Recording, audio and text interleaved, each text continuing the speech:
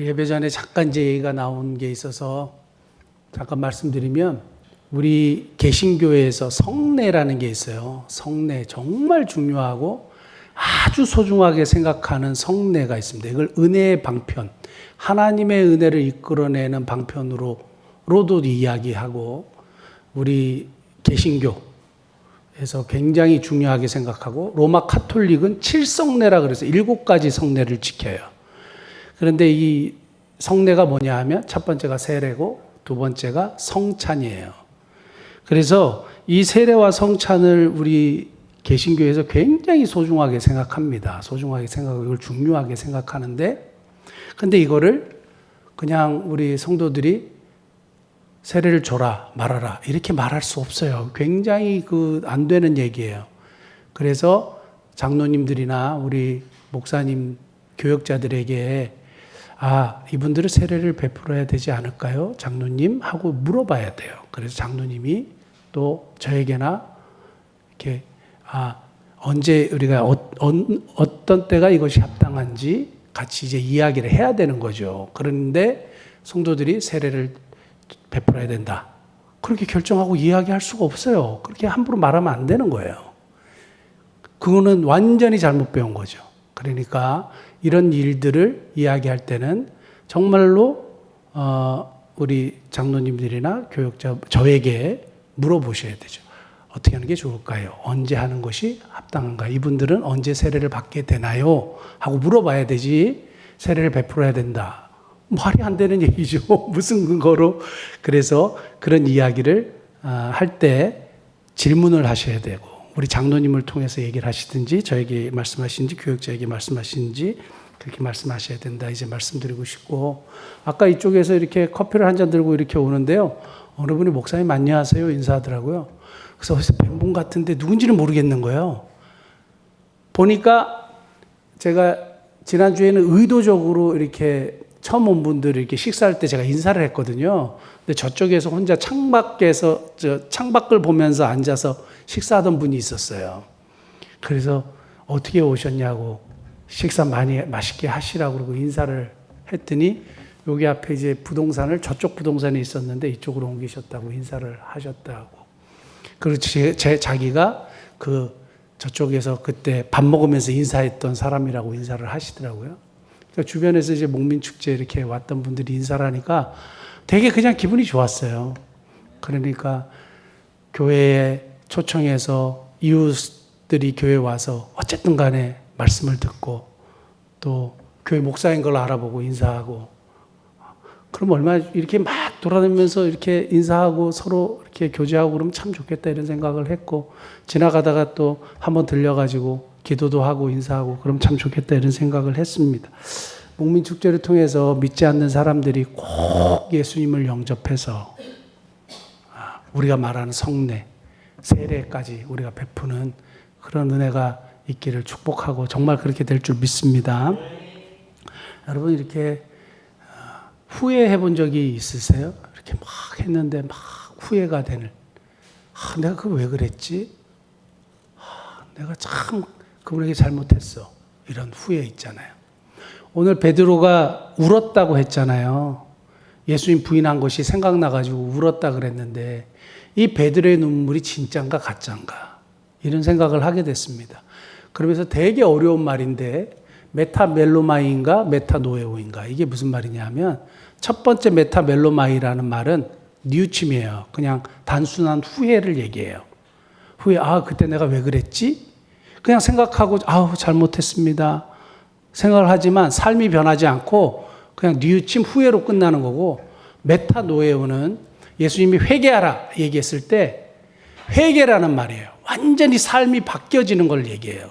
생각도 바꾸고 마음도 바꾸고. 그래서 삶을 바꾸는 거를 메타노에오, 우리가 보통 예수님이 회개하라고 했을 때 회개라는 말이 헬라어로 메타노에오입니다.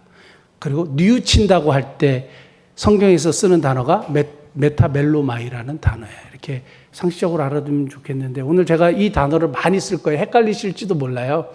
메타멜로마이는 뉘우치고 단순한 후회를 얘기하고, 메타노에오는 뭐라고요? 회개를 얘기하는 거예요. 그래서 제가 이거를 여러분들에게 계속 반복적으로 얘기할 텐데, 보통 사람들이 어디서 후회하는 걸 제가 많이 봤냐 하면 장례식장에서요.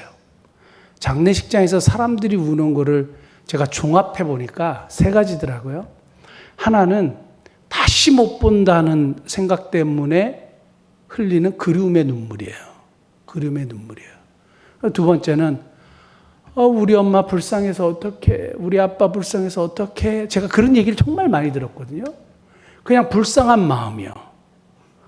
그냥 잘 먹지도 못하고 잘 입지도 못하고 모르겠어요. 제가 이렇게 어마어마하게 부요한 그 장례식장을 자주 가보질 않고 일반 서민들의 장례식장을 많이 가서 그런지 우리 엄마 불쌍해서 어떡해, 우리 아빠 불쌍해서 어떡해 이런 얘기를 많이 들어서 그래요. 첫 번째는 그리움에 대한 눈물이고 두 번째는 불쌍한 마음 때문에 흘리는 눈물이더라고요. 마지막 세 번째는 뭐냐면 후회의 눈물이에요. 잘해드리지 못한 거. 그때 잘 공경해드리지 못한 거. 내가 가서 좀 이렇게 자주 찾아뵐 수 있는데 그러지 못한 거. 효도하지 못한 거. 그래서 후회의 마음 때문에 흘리는 눈물이더라고요. 이 중에서 제일 많이 흘리는 눈물이 후회의 눈물이었던 것 같아요. 사람들이 계속 그 장례식장에 생각하는 게 뭐냐 하면 그때 잘해드리지 못한 걸 후회를 정말 많이 하더라고요. 지나서도 후회하는데 문제는 제가 여러분들에게 한번 질문해 볼게요. 여러분들도 이렇게 그 장례식장에서 후회를 많이 해보셨을 거 아니에요. 근데 후회하고 삶이 바뀌던가요? 삶이 바뀌나요? 그때 막 후회하고 막 잘해드릴 것 하고 똑같잖아요. 그게 메타멜로마예요. 뉘우치는 건 맞아요. 그리고 후회하는 것도 맞아요. 근데 생각만 그렇게 하고 그때는 울었는데 삶이 바뀌거나 완전히 변화된 삶을 살지는 않아요. 그죠? 근데 오늘 제가 말씀드리고 싶은 것은 베드로의 눈물이 과연 그냥 단순한 뉘우침, 후회, 우리가 생각하는 그런 것이냐 아니면 진짜 돌이키는 눈물이었느냐라는 거예요. 그러면서 한번 이 말씀을 묵상하면서 우리가 교훈을 받기를 원하는데요.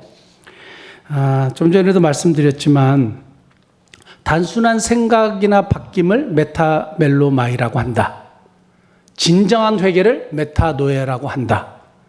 그런데 도대체 그러면 메타멜로마이는 성경에서 어떻게 표현되어 있는가? 성경 한 번만 찾아보겠습니다. 마태복음 21장 29절. 대답하여 이르되 아버지 가겠나이다 하더니 가지 아니하고, 이게 무슨 말이냐면 첫째 아들 둘째 아들 얘기인데요. 가겠다 하고 안 가고 안 가겠다 했는데 가고 뭐 이런 얘기가 있어요. 그런데 아버지여 가겠나이다 하더니 가지 아니하고, 아버지여 가겠다고 얘기해놓고 가지 아니했다, 이 말이 메타멜로마이라는 얘기예요. 하나만 더 찾아볼게요. 고린도서 7장 8절. 그러므로 내가 편지로 너희를 근심하게 한 것을 후회하였으나, 여기서 후회했다 그랬어요. 지금은 후회하지 아니하면, 여기서 후회라는 말이 메타멜로마인데 우리가 뭔가를 해놓고 내가 그거 왜 그랬지 하는 걸 그냥 후회라고 해요. 메타멜로마이라고 하는 거예요. 그러면 도대체 그러면 메타노에오, 진짜 회개라는 건 뭐냐? 구약에서 한번 찾아봤는데 요나서 3장 10절. 요나가 니느웨 성에 가가지고 외쳤잖아요. 40일이 지나면 이 성이 무너질 것이다 이렇게 얘기했는데 니느웨 왕이 금식을 선포하고 심지어는 가축들까지 다 금식하게 하면서 살려달라고 하나님께 매달렸어요. 그러니까 하나님이 어떻게 했냐면 하나님이 그들이 행한 것, 곧 그 악한 길에서 돌이켜 떠난 것을 보시고, 하나님의 뜻을 돌이키자. 여기서 돌이켜 떠난 것을 보시고, 돌이켜 떠났다, 이게 나함, 이게 헬라어로 메타노예요. 그러니까 완전히 자기들의 삶을 막 살아가다가 하나님의 메시지를 딱 듣고 완전히 돌아선 거예요. 돌이켜 세상 것을 다 떠나서 하나님을 바라보고 하나님을 향했던 것을 메타노에라고 얘기해요. 그러니까 하나님이 오케이, 뜻을 돌이켜서 그들에게 재앙을 내리지 않았다. 이게 아주 기가 막힌 말씀인데, 저는 사실 요나서가 너무너무 유명하고 우리가 너무 익숙한 말씀이기 때문에 쉽게 넘어가는데, 저는 요나서 3장 말씀에 굉장히 많이 영감을 받습니다. 그리고 은혜를 되게 많이 받고요.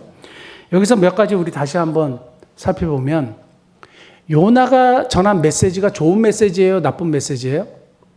아주 나쁜 메시지죠. 기분 좋은 메시지예요? 기분 나쁜 메시지예요? 아주 기분 나쁜 메시지죠. 40일이 지나면 망한다. 뭐 어디서 굴러먹다가 온 사람인지 모르지만 와가지고 아주 기분 나쁜 얘기하죠. 그러니까 이 말이 축복의 말이에요? 저주의 말이에요? 저주의 말이에요. 그런데 니느웨 왕과 니느웨 백성들이 하나님을 경외하는 사람들이 아닌데도 거기서 그 말을 믿으니 아만 했다 그랬어요. 아멘으로 받았어요. 그걸 아멘으로 받았어요. 여러분, 우리가 어떤 말이 강단에서 정치 얘기 말고 막 쓸데없는 개인의 생각 말고요. 말씀을 선포할 때, 그리고 내가 말씀을 읽을 때 좋지 않은 말씀도 내가 아멘으로 받아들여야 되죠. 5년 정도밖에 못 삽니다. 잘 살면 7년입니다. 제가 아멘 했어요. 그게 저한테 주어진 메시지예요. 여러분, 갑자기 이런 메시지가 주어질 때 뭐야? 안 좋은 얘기잖아요. 그런데 이러한 삶에 있어서 안 좋은 메시지들, 하나님의 말씀이라면 무조건 아멘 해야 돼요. 왜냐하면 하나님의 말씀은 언제나 옳기 때문이에요. 하나님의 말씀은 언제나 옳기 때문이에요. 왜 우리가 아멘 할 수 있는지 아세요? 그 하나님을 우리가 신뢰하기 때문이에요. 그 하나님은 선하신 하나님이시기 때문에 그래요. 그런데 여기서 니느웨 왕이 아주 기가 막힌 얘기를 하거든요. 하나님이 멸망시키지 안 시킬지 어떻게 아느냐 이거예요. 모른다 이거죠. 아무도 모르죠. 아직 일어나지 않은 일이에요. 그런데 이 메시지를 듣고 하나님이 멸망시킬지 안 시킬지 누가 아느냐 이거예요. 그러나 멸망시키지 않는 쪽을 난 선택하겠다 이거예요. 그러기 위해서 내가 금식하겠다 이거예요. 뜻을 돌이키고 하나님 한번 찾아보겠다 이거예요. 살려달라고 해보겠다 이거예요. 마찬가지로 그런 이야기를 들었지만 하나님이 살려주시는 것을 선택하겠다 이거예요. 저도 하나님이 나에게 은혜를 베풀어 주신 것을 선택하겠다 이거예요. 그러기 위해서 내가 기도하겠다 이거예요. 여러분, 삶 속에 많은 부정적인 이야기와 안 좋은 이야기와 그런 소식들이 들려올 때 우리는 뭘 선택해야 되냐면 하나님의 긍정을 선택하는 거예요. 그럴 수도 있고 안 그럴 수도 있는데 안 그러시는 쪽을 우리가 선택하고 하나님 은혜를 베풀어 주시고 살려달라 그러고 그러기 위해서 내가 더 주의를 열심히 하고 더 하나님께서 기뻐하시는 일에 집중하고 하는 거예요. 이것이 중요한 거죠. 항상 하나님의 긍정을 선택하는 겁니다. 자, 요나서에서 이 니느웨 백성과 니느웨 왕이 자신의 삶을 완전히 돌이켜서 하나님을 향하는 것, 이게 메타노에오, 회개하는 것이다. 이게 지금 말씀을 드렸습니다. 그런데 현실에서 보면 우리 교회 안에서 봐도 메타노에오보다 메타멜로마이가 더 많다 이거예요. 뭐냐? 단순한 뉘우침. 아우, 잘못했습니다. 죄송합니다. 하고 나서 여전히 미워하고 여전히 삶의 변화가 없고 여전히 똑같은 거예요. 그러니까 메타노에오가 일어나야 하는 상황에서 메타멜로마이만 있는 거예요. 그냥 뉘우침만 있고 그냥 잠깐 후회만 있고 그러면 안 되는데 잘못했습니다. 그러면서 여전히 똑같이 가는 거예요. 그러면 어떤 역사도 일어나지 않죠. 하나님이 뜻을 돌이키는 역사도 일어나지 않죠. 제가 이 말씀을 생각하면서 두 인물을 찾았는데요. 구약에서 한 인물, 여전히 메타멜로마이 하는 사람들. 간단하게 말씀드리면 첫 번째 인물이 에서라는 사람이에요. 에서인데 에서가 눈물을 흘렸다 그랬어요. 눈물을 흘리면서 하나님 앞에 구했다 그랬는데 하나님이 메타노에오, 회개할 기회조차 안 줬다 그랬어요. 어디서 나오느냐? 히브리서 12장 16절 한번 볼까요? 음행하는 자와 혹 한 그릇 음식을 위하여 장자의 명분을 판 에서와 같이 망령된 자가 없도록 살피라. 17절 너희가 아는 바와 같이 그가 그 후에 축복을 이어받으려고 뭘 흘렸어요? 눈물을 흘리며 구하되 버림바가 되어 회개할 기회를 얻지 못하였느니라.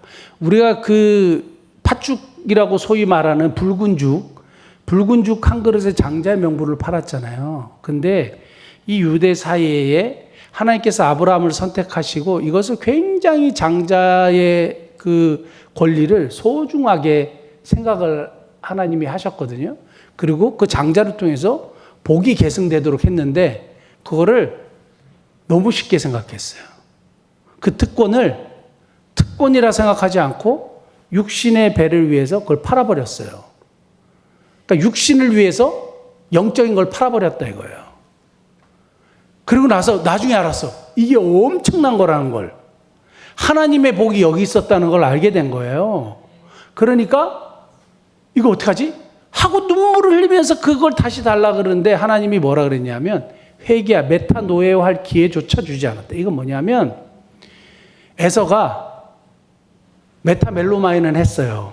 눈물을 흘렸잖아요. 뉘우치긴 했어요. 근데 메타노에하지 않았어요. 왜요? 에서가 원하는 거는 그냥 이 땅에서 하나님이 약속한 축복, 땅의 것, 세상의 복만을 원한 거예요. 자기의 삶을 바꿔가지고 하나님께로 돌아갈 생각은 없는 거고 그냥 이 땅의 것만 추구하는 거예요. 그 하나님이 그걸 아시고 회개할 기회조차 주지 않았다 이거예요. 그러니까 우리가 그냥 뉘우치는 것만으로는 안 되는구나. 사랑하는 성도는 오늘 이 저녁에 딱 한 가지 꼭 기억해야 될 것은 메타멜로마이. 크리스찬들이 그냥 뉘우치는 것만으로는 안 되는 거구나. 내가 잘못했다고 그냥 생각하는 것만으로는 안 되는구나. 생각과 마음을 다 바꿔야 되는 거구나. 노예호까지 나가야 되는구나. 이걸 꼭 생각하시기를 바랍니다. 두 번째는 가룟 유다인데요. 가룟 유다 한번 볼까요? 마태복음 27장 3절에서 5절인데 그때 예수를 판 유다가 그의 정죄됨을 보고 스스로 뉘우쳐. 여기가 메타멜로마예요. 저 뉘우쳤다는 단어가 메타멜로마인데 근 30을 대제사장들과 장로들에게 도로 갖다 주며 그 다음에 이런 내가 무죄한 피를 팔고 죄를 범하였도다 하니 그들이 이르되 그것이 우리에게 무슨 상관이냐 내가 당하라 하거늘. 그 다음에 유다가 은을 성소에 던져 놓고 물러가서 스스로 목매어 죽은지라. 아멘. 근데 제가 이걸 발견하면서 처음 알았어요. 당시 로마 문화권에서 스승을 배반한 자가 스승을 배반한 자가 택할 수 있는 가장 명예로운 방법이 뭐냐? 스승을 배반했어. 배신해버렸어요. 그런 제자가 택할 수 있는 가장 명예로운 방법이 자살이었다는 거예요. 그러니까 어떻게 보면 세상적으로 보면 굉장히 명예로운 방법을 유다가 택한 거죠. 세상적인 방법, 사람들이 생각하고, 야, 그래, 너는 괜찮은 애야. 스승을 배반했지만 아주 명예로운 방법을 택했어. 하고 박수 쳐줄 수 있어요? 박수 쳐줄 수가 없어요. 왠지 아세요? 완전 세상적인 방법이니까. 세상 사람들이 다 그래, 잘했어 하고 하지만 성경적으로 보면 완전히 잘못된 방법을 취했기 때문에. 지금도 마찬가지예요. 우리가 소위 교인이라고 크리스찬이라고 하는 분들이 세상적인 방법을 사람들이 다 그것을 인정한다고 해서 세상적인 방법을 쓰니까 괜찮다고 생각하는 거예요. 안 돼요. 세상 사람들이 다 괜찮다고 하니까 뭐 그 사람도 괜찮다고 하던데 안 되는 거예요. 성경적으로 볼 때 하나님이 아니라고 하는 거는 안 되는 거예요. 자기 생명을 죽이는 거 살인하는 죄와 똑같은 거예요. 그러니까 세상적인 방법으로 세상의 가치관으로 생을 마감한 유다요. 뉘우쳤잖아요. 근데 어떻게 해요? 세상적인 방법을 선택해요. 그러니까 메타멜로마의 공통점을 보니까 뭐가 나오냐면 원인을 자신에게서 찾지 않고 다른 곳에서 찾아요. 원인을 자신에게서 찾지 않고 다른 곳에 찾는 것 같아요. 그리고 자신을 원망하지 않고 하나님을 원망해요. 그리고 세상적인 방법을 추구해요. 메타멜로마이에서 신앙생활을 하는 사람들은 어떻게 하느냐? 원인을 자신에게서 절대 찾지 않고 다른 사람에게 찾거나 하나님에게서 찾는다는 얘기예요. 그리고 세상적인 방법을 자꾸 추구하는 거예요. 근데 진짜 메타노예요. 베드로의 통곡을 보면서 베드로가 오늘 울었다고 했는데 다른 성경을 보니까 누가복음 22장 62절까지 한번 보겠습니다. 밖에 나가서 심히 통곡했다 그랬어요. 사복음서에 다 나오거든요. 베드로가 보니까 엄청 통곡을 한 거예요. 자기의 실패, 자기의 연약함. 그게 갑자기 다 밀려오면서 내가 왜 그랬지? 하는 뉘우침과 함께 자기의 마음을 다해가지고 하나님 앞에 용서를 구하는 통곡이었던 것 같아요. 통곡이었던 것 같아요. 그러니까 주님이 이미 이 베드로에게 뭘 주신지 아세요? 회개할 기회를 주셨어요. 메타노에할 수 있는 기회를 주셨는데 누가복음 22장 32절부터 34절 보면 그러나 내가 너를 위하여 베드로예요. 너 믿음이 떨어지지 않기를 기도하였노니 너는 돌이킨 후에 네가 통곡하고 주님을 배반하고 그리고 돌이킨 후에 뭐 하라 그랬어요? 너 형제를 굳게 하라. 주님이 이미 다 알고 계셨어요. 그 다음에 그가 말하되 주여 내가 주와 함께 오게도 죽는데도 가기를 각오하였나이다. 그러니까 베드로야 내가 너에게 말하노니 오늘 다구기 전에 내가 3번 나를 모른다고 부인하리라. 이미 부인할 걸 다 하시면서 주님이 뭘 약속하신지 아세요? 형제를 굳게 하라고. 돌이킨 후에 회개할 기회를 다 주신 거예요. 이미 베드로의 이 통곡과 잘못된 것을 하나님 앞에 용서를 구할 것을 이미 주님은 다 아시는 거죠. 그래서 저는 베드로는 실패했고 주님을 배신했지만 자신의 잘못을 뉘우치는 것에 그치지 않고 하나님 앞에 온전하게 잘못을 고백함으로 뭘 받았어요? 회개할 기회를 부여받았어요. 그리고 하나님이 그를 복음의 증인으로 사용하셨어요. 위대한 하나님의 사람으로 사용하셨다 이거예요. 그래서 우리가 어디까지 나가야 되냐 하면 메타멜로마이에서 그냥 계속 신앙생활하는 게 아니라 메타노에오까지 나가야 되는 거예요. 누가 그랬어요? 메타노에오는 신앙생활 평생 하는 중에 한 번만 하는 거라고. 근데 이 프레임에 이 틀에 딱 갇혀져 있으면 여러분 맨날 메타멜로마이 그냥 후회하고 뉘우치고 그냥 여기서 끝나는데요. 이 틀에 갇히지 말고 항상 삶을 바꾸고 하나님 아버지 앞에 내 삶을 돌아가는 그런 메타노에오 회개의 자리로 항상 우리가 나아가야 된다는 것을 제가 말씀드리고 싶습니다. 제가 아는 교회 얘기 하나 하고 마치겠는데요. 제가 아는 교회 권사님 2분이 있었어요. 나중에 이제 권사님들이 된 분이죠. 근데 2분이 너무 서로를 미워했어요. 2년 전에는 뭐 말도 할 것 없어요. 그런데 그 2년 전엔 뭐 이거는 뭐 별것도 아닌데 한 분은 청소년부를 맡았어요. 그리고 열심히 사역을 하고 또 한 분은 또 열심히 교회 안에서 부서를 맡아서 열심히 했는데 심지어 어떤 일까지 벌어졌냐면 서로 너무 미워한다 그랬잖아요. 하나님의 사역임에도 불구하고 이 사람이 미우니까 꼬투리를 잡아가지고 고소해버렸어요. 고발해버렸어요. 이상한 짓 한다고. 그러니까 이쪽도 가만히 있을 수가 없잖아요. 이쪽도 가만히 너무 화가 나잖아요. 고소와 고발을 말도 안 되는 거를 핑계 삼아갖고 고소와 고발을 해버렸어요. 같은 교회 안에서. 어떻게 생각하세요? 하나님의 나라는 생각하지 않는 거예요. 그 나중에 목사님이 불러가지고 뭐 혼쭐을 내시진 않았지만 이렇게 뭐라고 얘기하셨단 말이에요. 그때 이분들이 뭐 한지 아세요? 메타멜로마이 했어요. 메타멜로마이. 잠깐 뉘우쳤단 말이에요. 근데 어떻게 해야 되는지 아세요? 계속 미워하죠. 계속 고소와 고발이. 나중에 이제 그것이 이제 해결이 됐지만, 풀었지만, 계속 가는 거예요. 메타멜로마에만 머물러 있으니까 이게 해결이 안 되는 거예요. 메타노에오까지 가야 되는 거죠. 회개의 자리까지 가야 되는 거죠. 여러분 질문 한번 해보십시오. 저 사람 때문이다. 그리고 나는 세상적인 방법으로 문제를 해결하려고 한다. 메타멜로마에 머물러 계시는 거예요. 내가 잘못했고 내가 잘못한 걸 내가 인정하고 나에게서 문제를 찾는 것 메타노에오죠. 세상적인 방법이 아니라 성경적인 방법을 찾기 위해서 애를 쓴다. 메타노에오죠.